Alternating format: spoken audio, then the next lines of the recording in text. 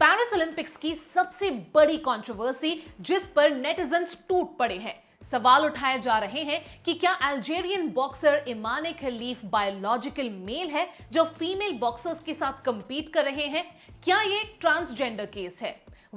इस पूरी कंट्रोवर्सी को डीकोड करने की कोशिश करेंगे, लेकिन सबसे पहले मिस्टर त्यागी हमें देंगे कुछ updates.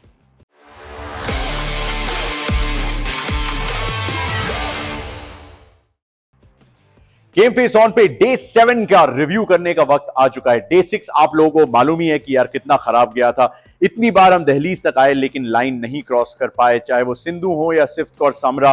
But the good news came from Swapnil Kusale. Day 7 की शुरुआत कुछ उसी अंदाज में हुई क्योंकि once again the big story became, जल्दी से आइए मैं दिखाता हूं, वो लड़की who could now become the most successful shooter in Indian history। कैसे 2 ब्रॉन्ज मेडल ऑलरेडी जीत चुकी है Manu Bhaker. 25 metre air pistol के क्वालिफिकेशन में सेकंड फिनिश करके उन्होंने एक और फाइनल में अपनी जगह बना ली है।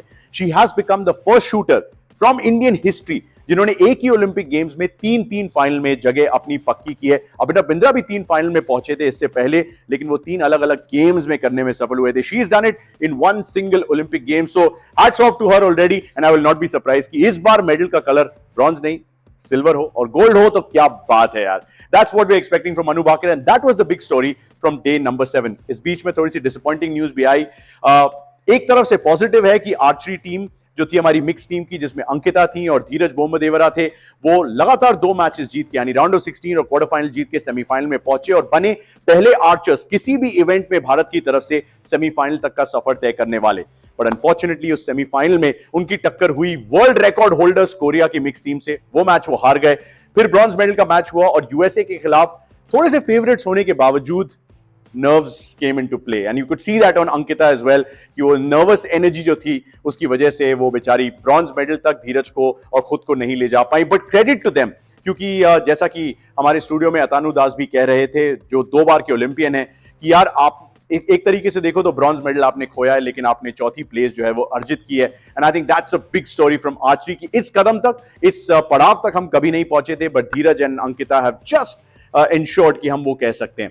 So that was day 7, but that's not all because the big story came from this boy here, Lakshya Sen, Kidambi Shrikant, Parupalli Kashyap, 2 ऐसे भारतीय मेन सिंगल्स बैडमिंटन प्लेयर रहे हैं जिन्होंने क्वार्टर फाइनल तक अपनी जगह पक्की की थी। लक्ष्य सेन उनकी बराबरी कर चुके थे, अब लक्ष्य सेन उनसे थोड़ा सा आगे जा चुके हैं because he made it to the semifinals of the men singles badminton event और बन गए पहले ऐसे भारतीय खिलाड़ी जो कि मेन सिंगल्स बैडमिंटन में सेमीफाइनल में अपनी जगह पक्की करने में सफल रहे। So we bow down to Lakshya Sen, अब सिर्फ 1 जीत दूर हैं अपने मेडल से और अगर 2 जीत जाएंगे तो गोल्ड मेडल उनके नाम हो जाएगा। I won't put it past him because that's the kind of mentality he has.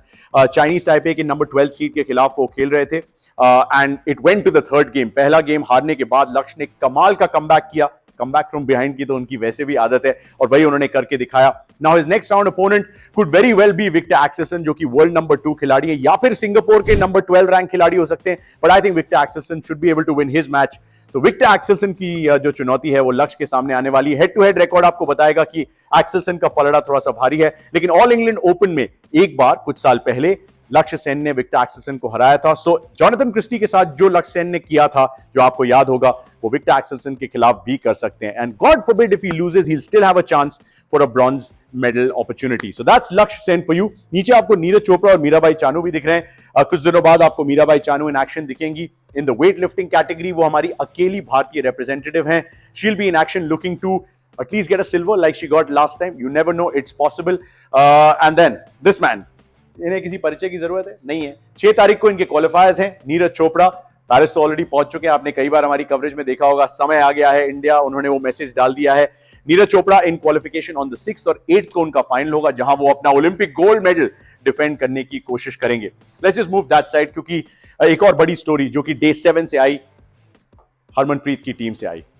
Australia जैसी टीम जिसको आपने 1972 से कभी ओलंपिक गेम्स में हराया नहीं है, ऑस्ट्रेलिया जैसी टीम जो हमेशा टॉप 4 में रही है दुनिया के पिछले 40-50 सालों में, उनको पहली बार ओलंपिक गेम्स में हराने में सफल रही हरमनप्रीत की टीम। 2 गोल इनके भी आए, अब इनके टोटल 6 गोल्स हो चुके हैं टूर्नामेंट में। 1 पेनल्टी कॉर्नर, 1 पेनल्टी स्ट्रोक और उसके अलावा अभिषेक का 1 गोल ओपन प्ले से। 3-2 की जीत ऑस्ट्रेलिया जैसी मजबूत टीम के खिलाफ। उससे हुआ क्या है, उससे यह है कि इंडिया ने ऑस्ट्रेलिया के ऊपर फिनिश कर लिया है पॉइंट्स टेबल में, यानी कि या तो वो खेलेंगे ग्रेट ब्रिटेन से जिसकी चांसेस बहुत आए हैं, या फिर जर्मनी से। वो रिजल्ट जो है अभी थोड़ी देर में ही आने वाला है, तो आई एम श्योर आप तक पहुंच जाएगा जब तक आप ये वीडियो देखेंगे।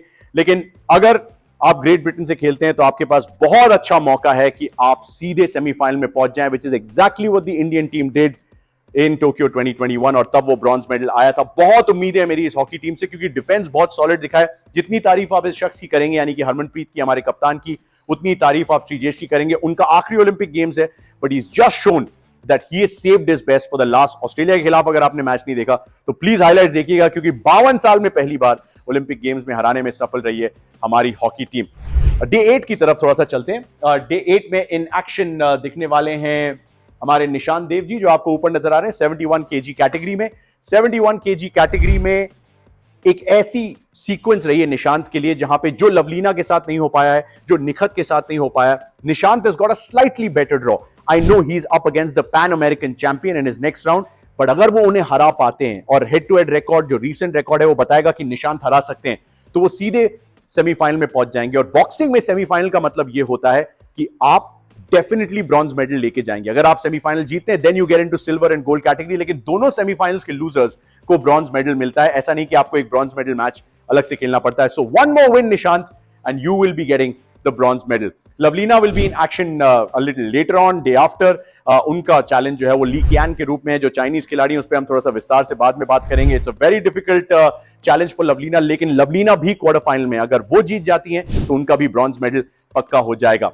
That's pretty much it in terms to watch out for? Of course not, because day 8 की सबसे बड़ी कहानी होने वाली है मनु भाकर।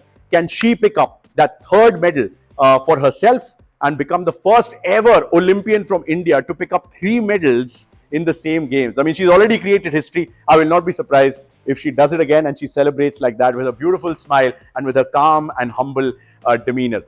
उसके अलावा the other thing to watch out for will be निशान देव्स बाउट। हमारी आर्चर्स इन एक्शन होने वाली हैं, भजन कौर और उसके साथ साथ दीपिका कुमारी, दोनों राउंड ऑफ 16 में। वो सारे मेडल इवेंट्स भी उसी दिन चलेंगे, तो अगर राउंड ऑफ 16 भजन और दीपिका जीती हैं तो वो पहुंचेंगे क्वार्टर फाइनल में और फिर semifinal, and you never know हमारे आर्चर्स जो कि पहले ही सेमीफाइनल में पहुंच चुके हैं, क्या विमेंस के इंडिविजुअल इवेंट में ऐसा ही हो सकता है दोबारा। So that's something to watch out for on day number 8। But day 7 thankfully बेहतर खबरें लेके आया डे 6 की उस निराशा के बाद। डे 8 के बाद मिलेंगे अच्छी खबरें लेके। Bye bye. अरे अरे आप कहां चले, अभी तो पेरिस ओलंपिक्स की सबसे बड़ी कंट्रोवर्सी पर बात करनी बाकी है। अल्जीरियन बॉक्सर इमाने खलीफ एक बहुत बड़ी कंट्रोवर्सी में फंस गई है, क्योंकि लोग सवाल उठा रहे हैं कि क्या वो एक बायोलॉजिकल मेल है जो फीमेल बॉक्सिंग कंपटीशन में हिस्सा लेती है, क्या ये एक ट्रांसजेंडर केस है। आपको बता दूं कि कंट्रोवर्सी की शुरुआत तब हुई जब इटालियन बॉक्सर एंजेला करीनी ने राउंड ऑफ 16 के मैच को 46 सेकंड्स में ही कॉल ऑफ कर दिया। उन्होंने कहा it is not right. Media interviews में उन्होंने कहा कि इससे पहले इतना हार्ड पंच उन्होंने कभी महसूस नहीं किया था, and she said that she had to preserve her life. फिर क्या था, बड़े बड़े सेलिब्रिटीज ने सोशल मीडिया पर एक डिबेट छेड़ दी और कहा कि क्या मेल बॉक्सर्स को फीमेल बॉक्सर्स के साथ कंपीट करना चाहिए, यह सरासर नाइंसाफी है। World leaders Elon Musk, Italian prime minister JK Rowling, इन सब ने सोशल मीडिया पर अपने अपने ओपिनियंस दिए और एक बहुत बड़ी कंट्रोवर्सी की शुरुआत हो गई। लेकिन लोग ऐसे सवाल क्यों उठाने लगे और ये डिबेट शुरू क्यों हुई? दरअसल हुआ यह था कि 2023 में वर्ल्ड बॉक्सिंग चैंपियनशिप में अल्जीरियन बॉक्सर इमाने खलीफ और एक ताइवान की बॉक्सर को डिस्क्वालीफाई कर दिया गया था because they did not pass the gender criteria test.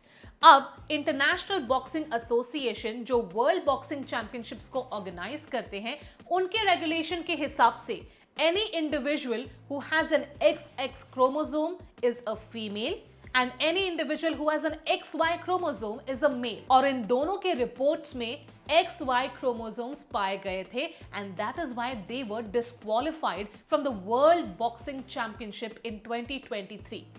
Well तो सवाल उठता है कि ये दोनों बॉक्सर्स ने पेरिस ओलंपिक्स में कैसे पार्टिसिपेट किया।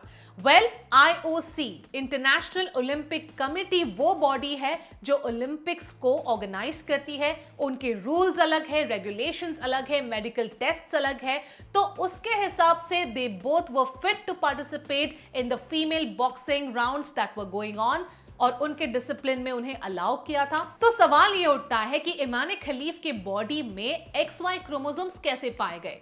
वैसे IBA जिन्होंने इन्हें डिस्क्वालीफाई किया था, उन्होंने कोई इलैबोरेट कोई रिपोर्ट नहीं पब्लिश की है। ये बस एक ऑफिशियल ने कहा है दैट XY क्रोमोसोम्स पाए गए थे। अब ये क्या है? एक्चुअली होता यह है कि हर वुमन की बॉडी में टेस्टोस्टेरोन लेवल्स कुछ हद तक पाए जाते हैं, लेकिन इमाने खलीफ के बॉडी में टेस्टोस्टेरोन लेवल्स बहुत हाई थे as compare to women.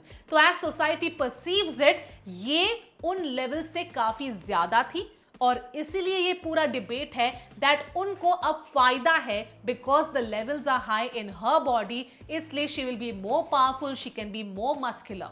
But then the other side of opinions, other side of netizens are also supporting Imane Khelif and saying वैसे तो आपको अगर फायदा है तो हर एक डिफरेंट एथलीट के हर एक प्लस पॉइंट्स होते हैं। कोई लंबे कद का होता है, किसी की अपर बॉडी में ताकत होती है, किसी के पैर लंबे होते हैं, so you can not really जज पीपल बाय इट। अब ये पूरा कंफ्यूजन इसलिए भी हुआ है क्योंकि ऑर्गेनाइजिंग कमेटी अलग अलग थी, वर्ल्ड बॉक्सिंग चैंपियनशिप की जिन्होंने इन्हें डिस्क्वालीफाई किया था, और ओलंपिक्स की committee. So that is why this entire debate, this entire controversy, my heart goes out to both the athletes Imane Khelif and Angela Carini. But hey, don't forget to subscribe to our channel, like and share our video, and we'll see you in the next one. Bye.